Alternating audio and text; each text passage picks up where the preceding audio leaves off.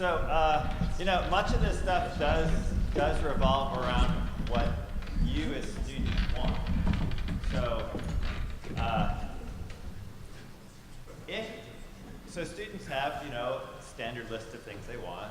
They want free food. They want money to do things. They want things like the research. So what I hear is that, you know, how do I find out where I can do research in a lab? And, you know, there's the classic approach of professors coming and giving presentations to the group, but you got to get the group together. And that's, you know, half an hour out of the professor's time.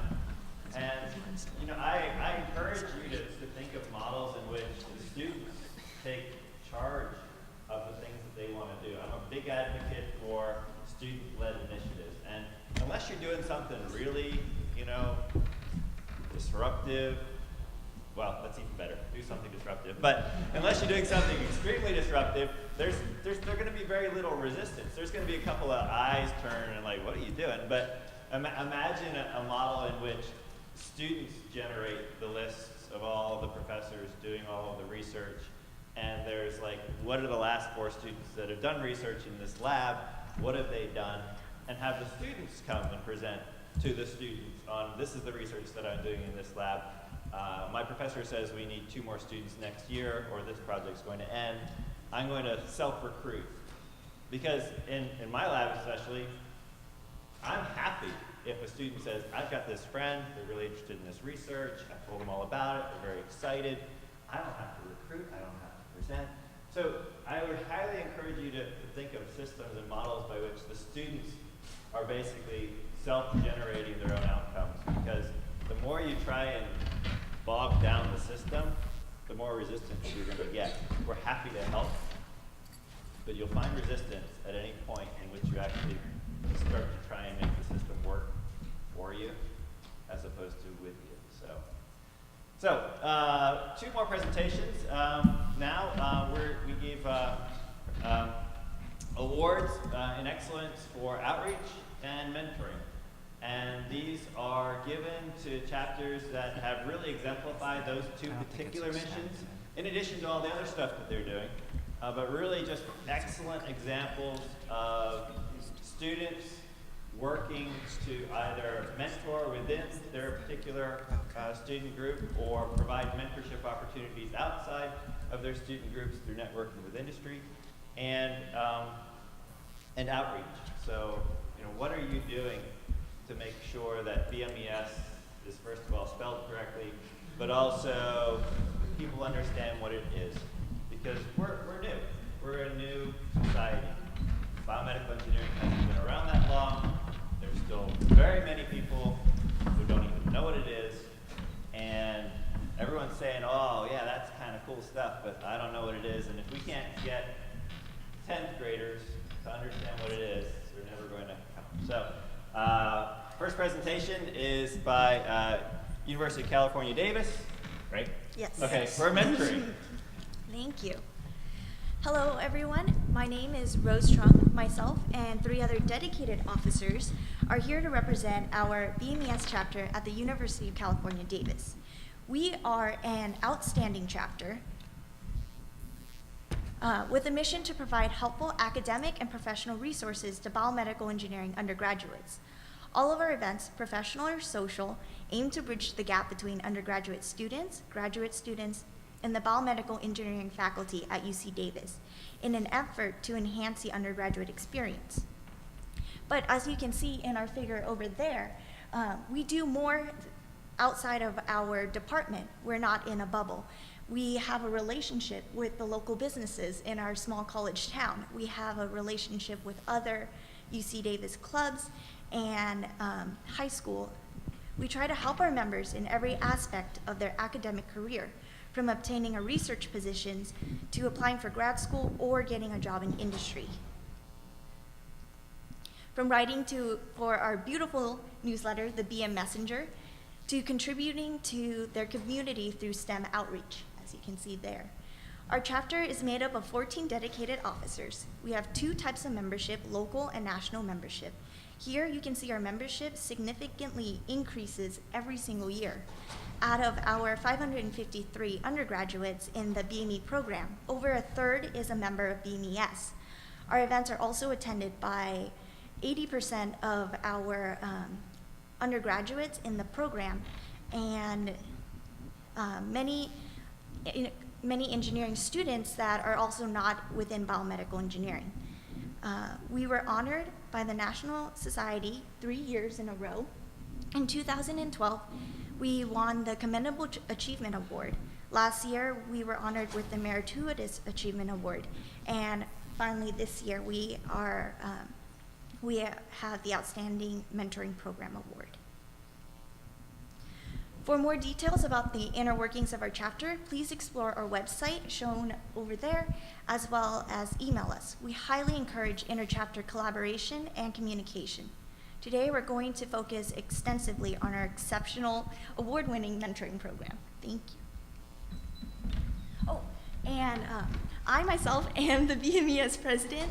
Last year, I was the student affairs officer, and I will go over the details of that position. David Gomez, hello, right here, is my vice president of corporate relations. Philip DeMondon is Morning. my editor-in-chief, and he made that newsletter that you saw above. Kenneth Chang is my treasurer, and last year he was the secretary, as well as my former mentee. David and Philip are transfer students, and they represent that aspect of the program. Okay, so I just want to reiterate that this is a mentor-mentee award ceremony that we're presenting our award-winning program. And at the inception of the 2010 and 2011 year, this was one of our foundational goals to create within the program, was this mentorship program. So our original goals included having a way to bridge the gap between our younger members and our more experienced members that include our upperclassmen. Within this bridge, we were hoping to establish a connection between those younger students, that they could sort of see a reflection of their own personal ambitions within these upperclassmen that have had some level of success at this point. And through this mentorship, we encouraged all our mentors to reach out to our mentees in both academic and non-academic ways.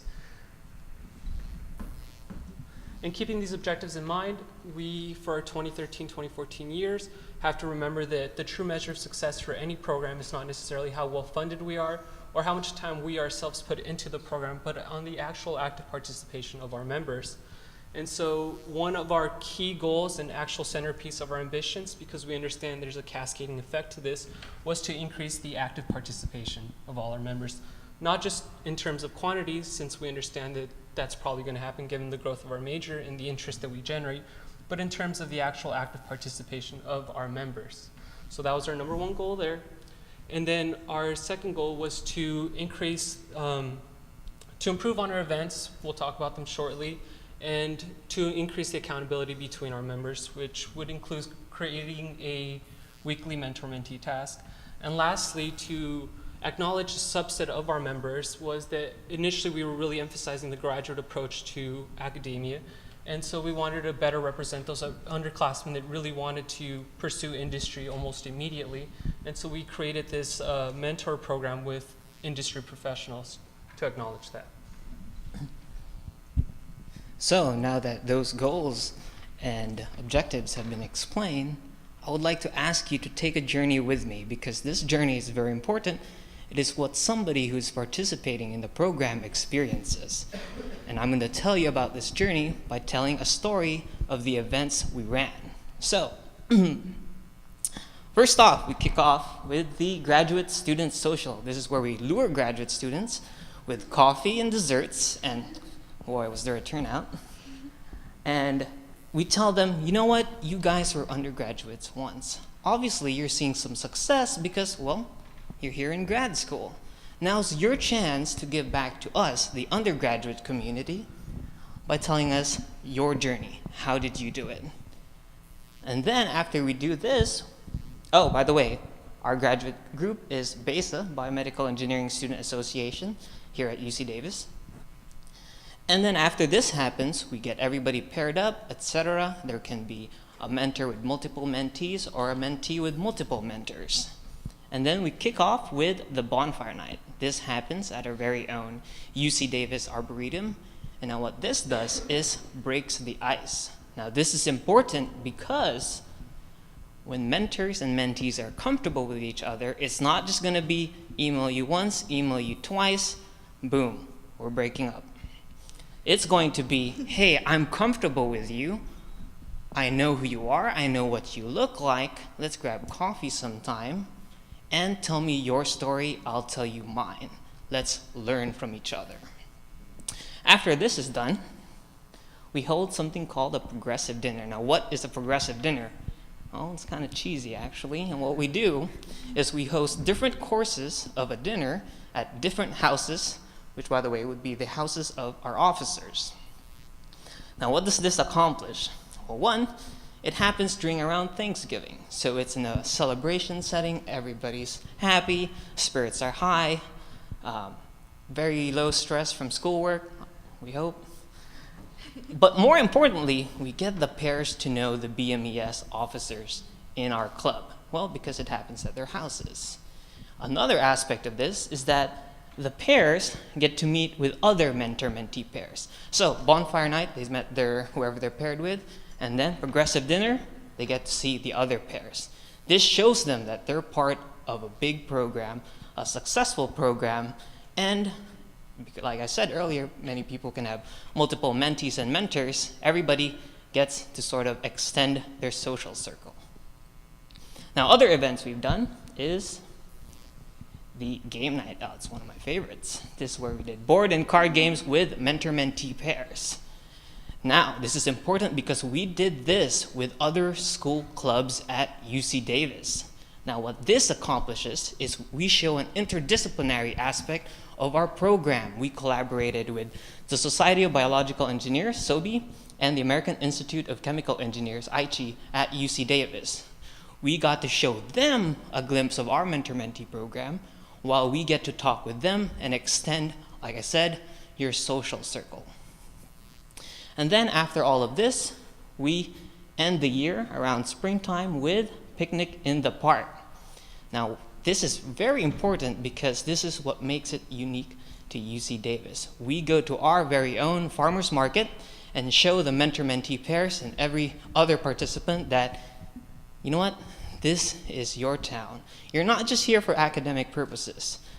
Take advantage of the local community. Show your support.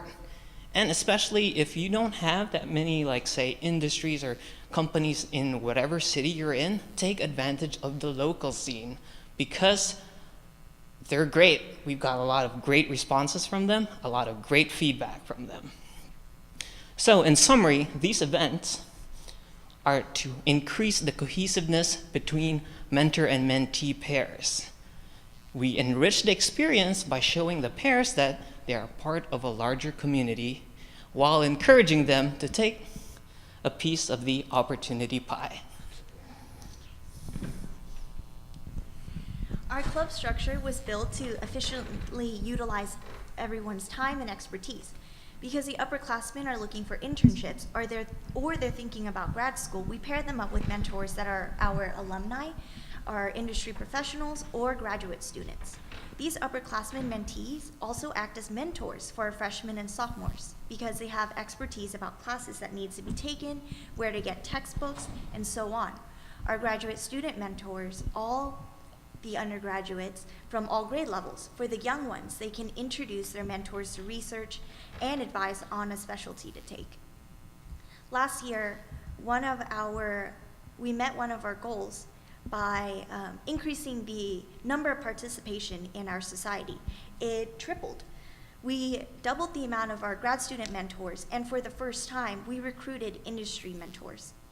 Finally, I would like to touch upon our very flexible budget, and I hope that this encourages you to have a mentoring program rather than discourage. We took advantage of many things, such as the Arboretum at our school and the farmers market.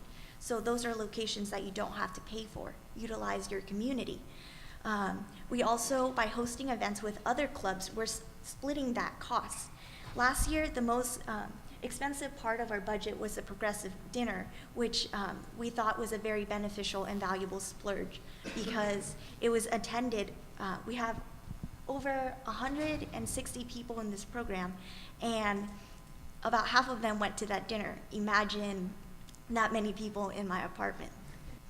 Okay, and just to reiterate, this program is for our undergrads. It's for those very first years lost in a sea of information in Davis, those freshmen and transfer students, including our very own David Gomez, me, Philip, and our freshman Anthony Sorbet, who goes on to become an officer as well. We're reaching out to them to remind them that they're not alone, that this isn't going to be a brand new experience for them if they've given an experienced mentor. And to recruit people, we reach out to them at our very first fall general meeting, which has that mysticism of being the very first event that we hold. Within this fall general meeting, we'll usually have at least 60 active participants come in. This year we generated 80, so we know that this number is increasing. And in this event, we'll have computers set up to come and take a survey for us that'll have key questions like what year you're in, your specialization, and those natural free response questions like what are your interests, what are your hobbies, do you like music, do you like movies, do you like books, more than just academia in itself. And then when establishing these connections with our mentors and mentees, we remind our mentors that we have a 10-hour per quarter minimum, which is really just 1 hour a quarter, it's not that much. And then our mentees a 5 hour per quarter, but this is actually obviously up to their own discretion. They could take advantage as much as they want of this program, and they'll get as much back as much as they put in. Okay, and now while our program may be focused on undergraduates, it still makes perfect sense to include all of our graduate students in this program as well. They provide good academic advice. They are a good channel in order to get undergraduate research. And for many students, this is their next step in their academic career. And so how are we going to recruit them, though? Anybody who has tried to recruit a large number of people can tell you that's easier said than done. Everybody has their own research they need to attend to. They have their own classes they need to go to. And everybody is seemingly on a different schedule, so have fun trying to talk to them in person. And so we came up with a solution. Everybody remember the graduate student social, where they're all now gathered in one place, lured in by coffee and cake. So now, with all of them in one location, we can efficiently reach a large number of them in a short number of time, while being able to keep up the effectiveness of our recruiting by being able to talk to them in person, being able to relate to them there. Now, outside of the social, we also have a good working relationship with the Biomedical Engineering Student Association, BESA. This is the graduate counterpart to BMES. And what this allows us to do is this allows us a channel of communication outside of the social. Let's say we're holding an event we want our graduate students to come to. All we have to do is send them an email, and we know that we are reaching the majority of our graduate community. In addition, more importantly, BESA provides us a channel for feedback. And the best way to improve on a program is honest, constructive criticism. And that is the most important thing that our relationship with BESA gives us. Let's say if our event is held at a very inopportune time, they can let us know. If our event really isn't doing what it's supposed to, they can let us know too. And finally, for our time commitment, it's only about 10 hours a quarter for our grad students. We have to remember that they're very busy, and they're volunteering their own time out of their own schedules to help with this and help with our undergraduates. And so we'd like to use their time as effectively as possible, rather than telling them, oh, you need to dedicate another 40 hours of your week to us. So. Now, if you remember one of our charts earlier where we showed the significant increase in participants, I'd also like to point out that this is the first time we've got any UC Davis alumni and industry representatives. In fact, about 30 of them. We're really proud of this number because they're very, very valuable to us. Now, for those of you interested, this is how we reached out to them. First, industry representatives. We recruited them via networking. We went to career fairs, information sessions, etc., and we told them, do you want to increase your influence beyond this booth? Do you want to be more invested competitively in our students? More often than not, their answer is yes. What do I need to do? Who did we reach out to? We went up to startups, big companies like Medtronic, Boston Scientific, Genentech, and as you can see, we're going very, very far places. We're going to New York, Canada, etc., just to increase the scope and, like I said, increase the social circle. Next, the alumni, they were emailed We sent them Google Forms if they would like to participate. These are PhD students at various universities, and like I said, we're reaching everywhere as much as we can. We are emailing as many people as we could. Now, an advantage to this is that these mentors have very low commitment times. Just everything they do is basically email correspondence.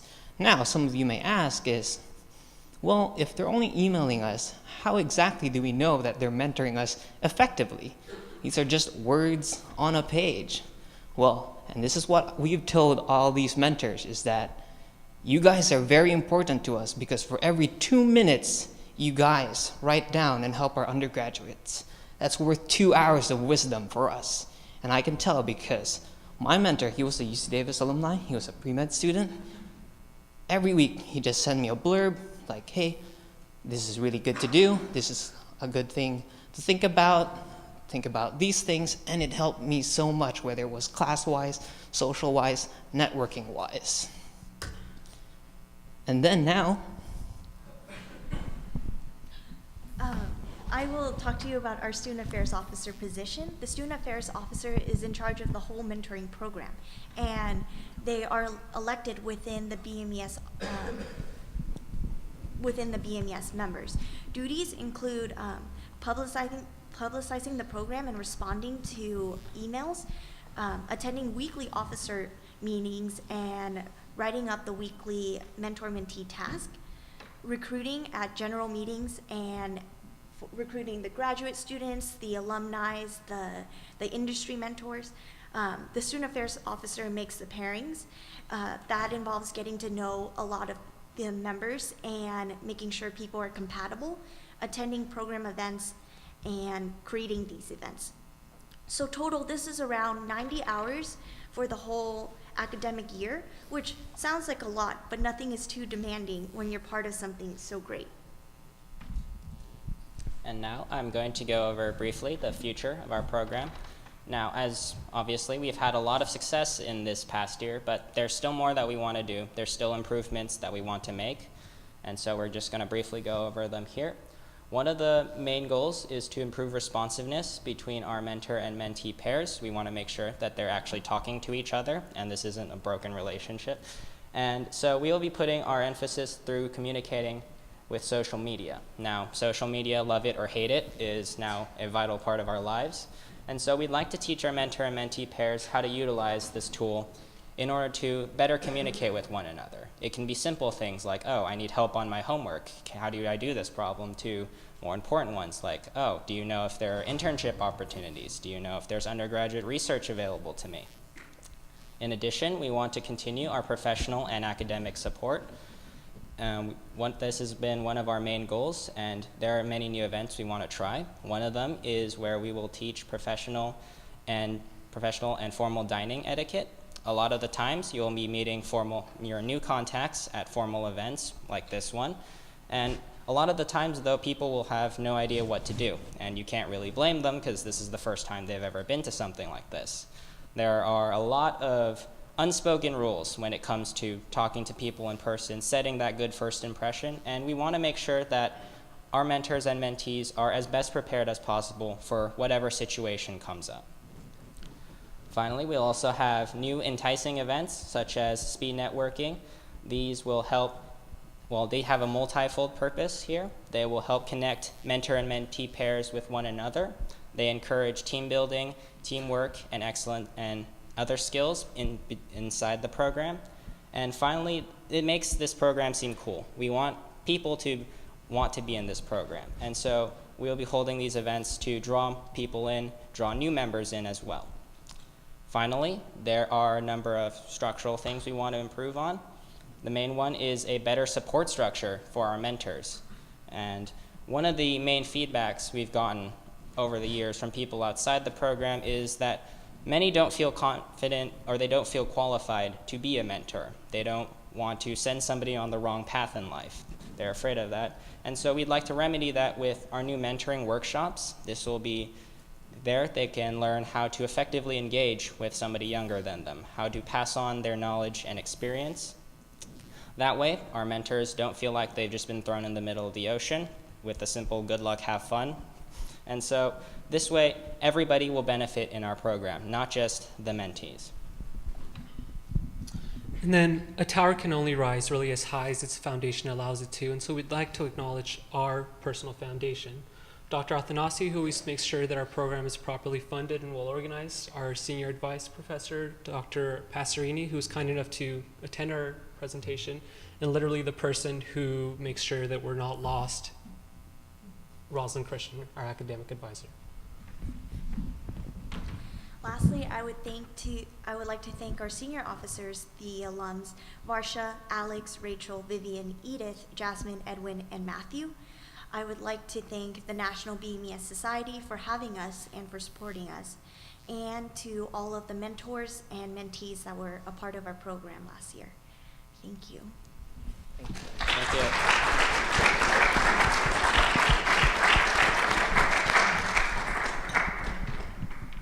Thank you very much for that. We'll have our next presentation on an outreach award, and that this year has been given to the University of Pennsylvania. All right, well, good morning. We are thrilled to be here today representing our chapter from the University of Pennsylvania. My name is Ben Friedman. I'm a fourth-year bioengineering PhD student studying tendon and ligament biomechanics, and I'm a co-president of this organization.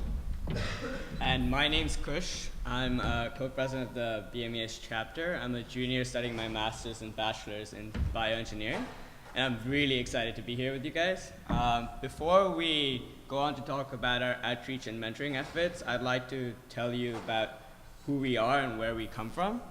We have come all the way from Philadelphia in Pennsylvania, and believe it or not, Philadelphia is known for more than just its pretzels and cheesesteaks. We have an immense art collection, including the Philadelphia Museum of Art. You might recognize the steps in this picture from the famous movie Rocky. We also have a rich history. Philadelphia is where the Declaration of Independence was signed and where you can find the Liberty Bell. And Philly is known for its sports teams, such as the Eagles and the Philadelphia Phillies. So this is a bird's eye view of our campus. It's integrated with the city while maintaining a campus feel. We have 10,000 undergraduates and graduate students spread across 12 schools. So here is where you can find the bioengineering department, and right across the street we have the brand new Singh Center of Nanotechnology. A short walk away we have the Hospital of the University of Pennsylvania, the Translational Science Buildings, the Children's Hospital of Philadelphia, the Veteran Affairs Hospital, and the Biomedical Research Buildings. So all of this comprises of all the resources we have on campus for biomedical research. Our department is celebrating its 41st anniversary this year. We have around 300 undergraduate students, around 200 graduate students, over 30 faculty, standing faculty, and over 100 affiliated faculty. So the mission of our chapter is to promote and foster several opportunities, activities, and programs among BE students. We have a variety of focuses ranging from academic all the way to social events. And essentially we work with students, faculty, alumni, and professionals from the industry to connect the bioengineering community. In addition to our events, we collaborate with other student organizations to strive towards our mission, such as the National Society of Black Engineers and the Wharton Undergraduate Healthcare Club. So this was our board last year, and it's led by our two co-presidents who lead our undergraduate branch as well as our Graduate Association of Bioengineers. Both of these branches collaborate to act as a bridge for graduate and undergraduate students to work and learn from one another. These are some examples of our past events. We host a year-long seminar series where professors come and give advice to students about professional development. We have our annual research symposium where students can display and present their research work. And we have a variety of social events with a lot of free food, such as our holiday dinner. These are other examples ranging from outdoor to professional development events. For example, our Careers Outside of Academia panel, where we invited experts from the industry such as Dupuis Synthase, as well as consulting firms and the FDA. So now that you've seen that we have a variety of events that focus on our mission, it now brings us to our outreach effort. So over the 2013-2014 academic year, our chapter led and participated in a number of outreach and community service programs. These include our first ever junior bioengineer Teach Aspire Beta Day, where we teamed up with 3 middle schools through a local Philly organization to bring 60 7th and 8th graders to Penn for a day of science. The launch of the BE Pen Pals program, where freshmen and sophomore undergraduates mentored 7th and 8th grade middle school students on their science fair projects.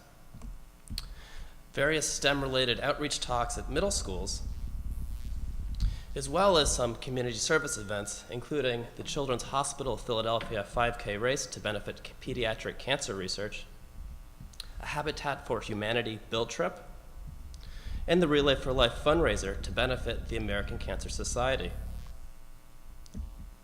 But for today's outreach portion of the talk, we want to just focus on our first ever Junior Beta Day. The goal of this event was to provide students an enriching opportunity to connect concepts they learn in school to real-world applications in biomedical engineering via interactive hands-on demonstrations. Event planning started in July of 2013, and the event was held in February of 2014. There were a number of components that went into making this event successful. Volunteers were recruited, and they were trained for the various demonstrations that they led the students through. Schedules were made for the various student groups as they were going through their demonstrations. Middle school students were recruited.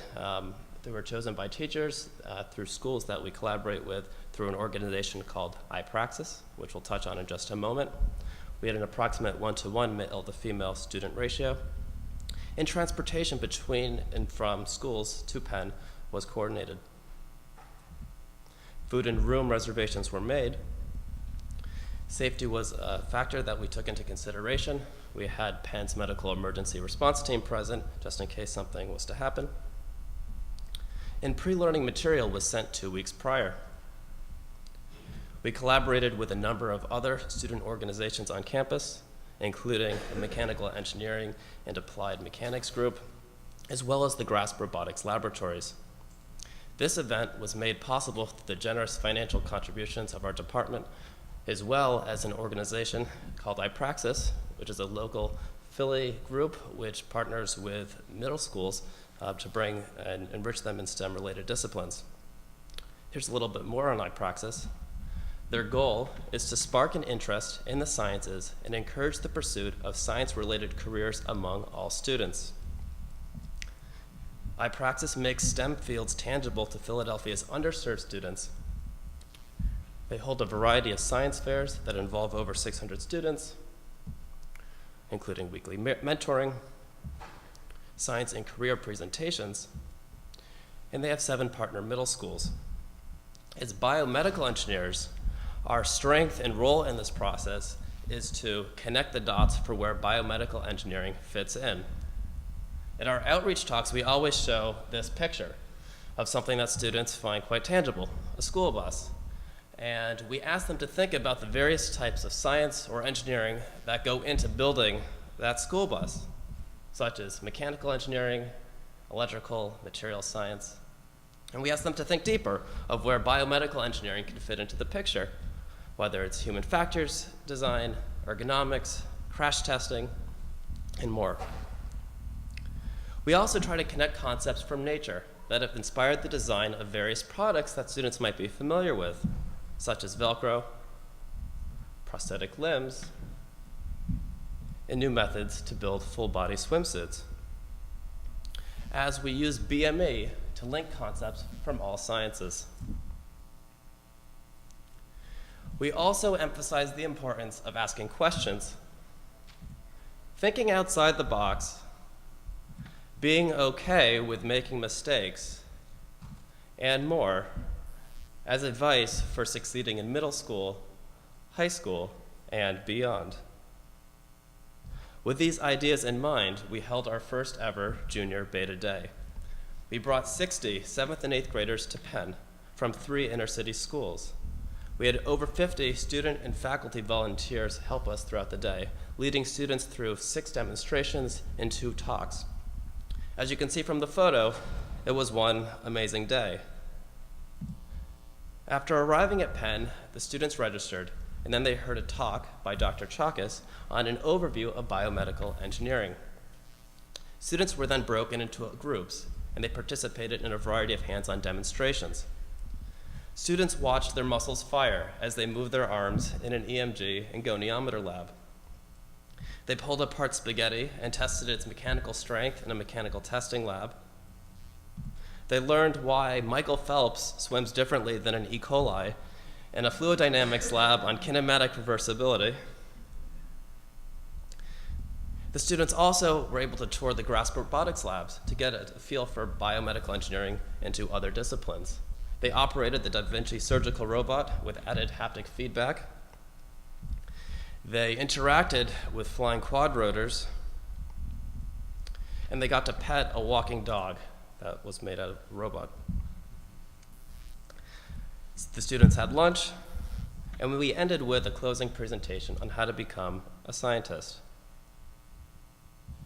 Here are some more photos from the day, highlighting our EMG and goniometer labs. For this lab, the hope was that students would gain basic intuition for whole body biomechanics, emphasizing that muscles produce electrical signals, joint angles change with movement, and the types of science tools that are used to measure muscle activation. We also hope that students would learn that EMG signals can vary based on reflex response, that the signals can be analyzed by a biomedical engineer to detect muscle abnormalities and the amount of muscle activation. Finally, that students can relate concepts from science and their math classes to the human body.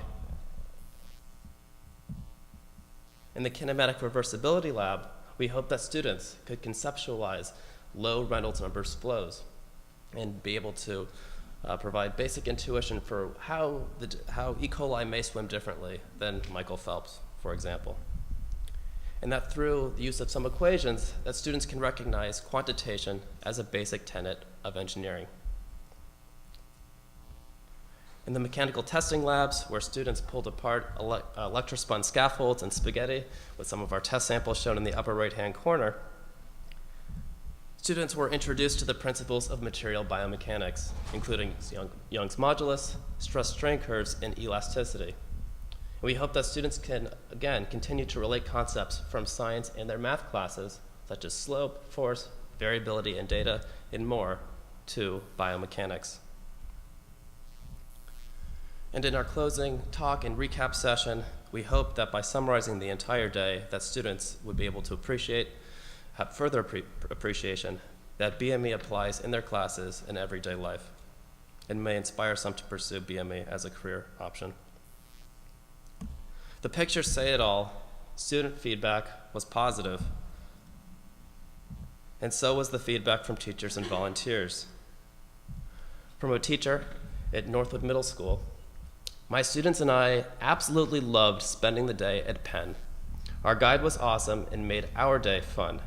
They loved participating in the activities, and they even made me do one. It was cool to hear them say, "You taught us that," and actually have them see it. And from a student volunteer, Beta Day was a great opportunity to teach young students about the principles and potential of bioengineering. Directly involving students in hands-on activities provided an exciting way to further their scientific curiosity, and the positive feedback we received from students and teachers alike was extremely gratifying.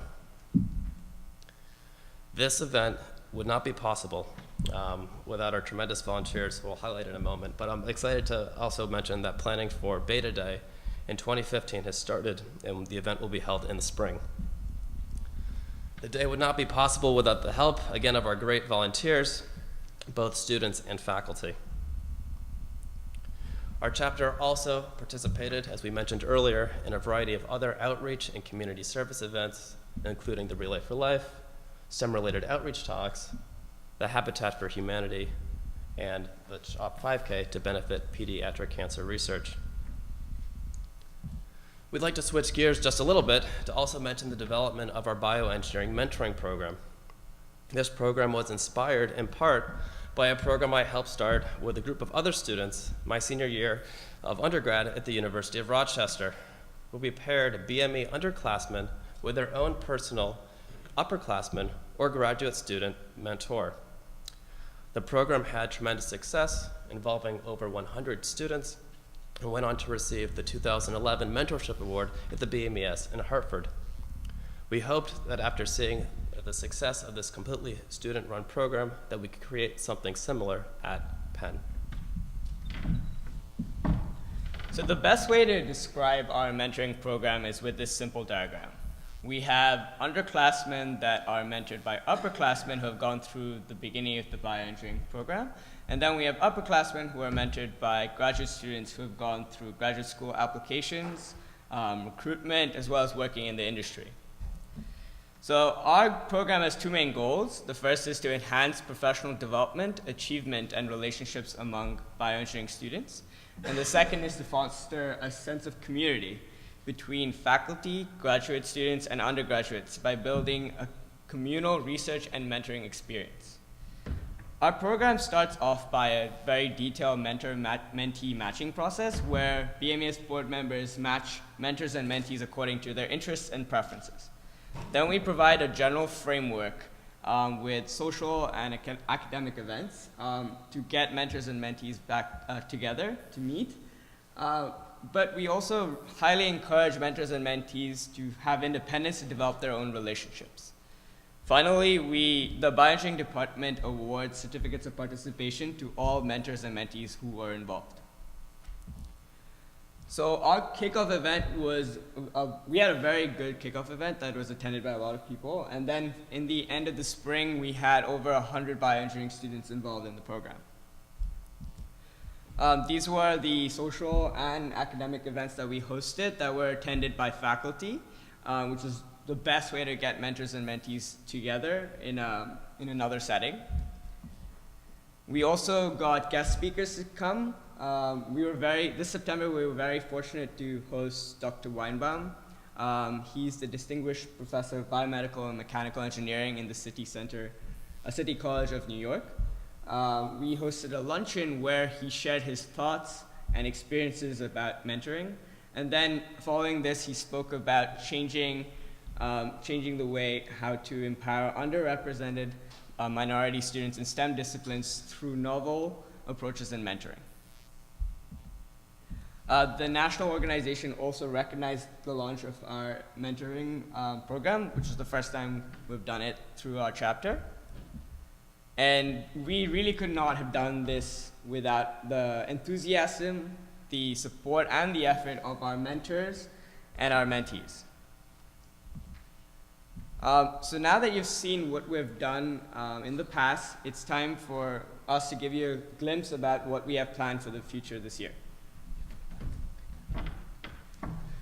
Before we get to that, we got a lot of positive feedback from our mentoring program. An underclassman said, "I received advice from a pre-medical bioengineer, which was very helpful.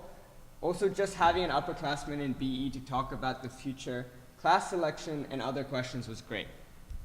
An upperclassman said, "As a mentor, I was able to more clearly see how my decisions at Penn have shaped my experiences and have got me to where I am today.